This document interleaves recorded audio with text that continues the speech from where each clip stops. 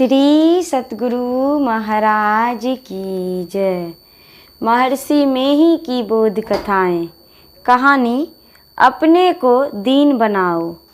ईश्वर सबसे दूर है और सबके नज़दीक भी।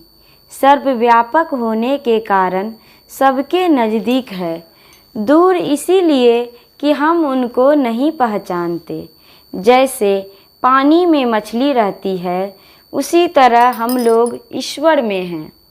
पानी बीच मीन प्यासी, मोही सुनी सुनी आवत हाँसी। संत कबीर साहब। मछली पानी में कैसे पीती है? पानी में उलटती है तब पानी पी पाती है। उसी तरह हम लोग उल्टे तब ईश्वर को पाएंगे। अंतर्मुख होना असल में उलटना है। अंतर्मुखता में इंद्रियों के ज्ञान से छूट कर रहते हैं, तब सर्वव्यापक परमात्मा को नज़दीक पाते हैं। हम लोगों को उलटकर उस परमात्मा का सुख पाना चाहिए। वह सुख ऐसा होता है कि जिसके बाद दुख नहीं होता। बहिर्मुखता में दुख है, अंतः साधना करने से सुख होता है। इसका साधन गुरु से जानना चाहिए। साधन नहीं हो, अभ्यास नहीं हो तो सुख कहाँ से हो? साधन करने के वास्ते गुरु जरूर करना होगा। गुरु से भेद जो लीजिए, शीश दीजिए दान। बहुतक भोंदू बही गए, राखी जीव अभिमान। संत कबीर साहब।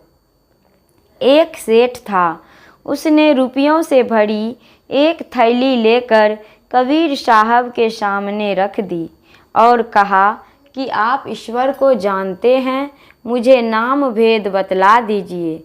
कबीर साहब ने कहा, भीतर में लोई है, उसके पास जाओ। वह सेठ भीतर गया।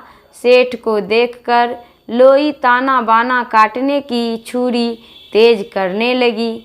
सेठ जी ने पूछा कि छुरी क्या करोगी? लोई ने कहा कि इस छुरी से तुम्हारा गला काटूंगी। इतना सुनकर सेठ जी भय के मारे भागा। कबीर साहब ने सेठ जी से पूछा कि क्यों भाग रहे हो?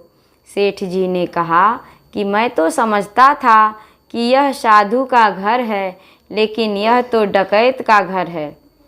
कबीर साहब ने नज़दीक बुलाकर समझाया कि भाई, तुमने समझा नहीं।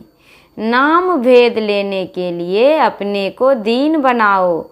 घमंड रखने से कहीं नामदान नहीं मिलता। शीश दीजिए दान, यानी अपने घमंड को छोड़ देना चाहिए। श्री सतगुरु महाराज की जय। महर्षि में ही दिनचर्या और उपदेश, पृष्ठ 215-216। श्री सतगुरु महाराज की जय।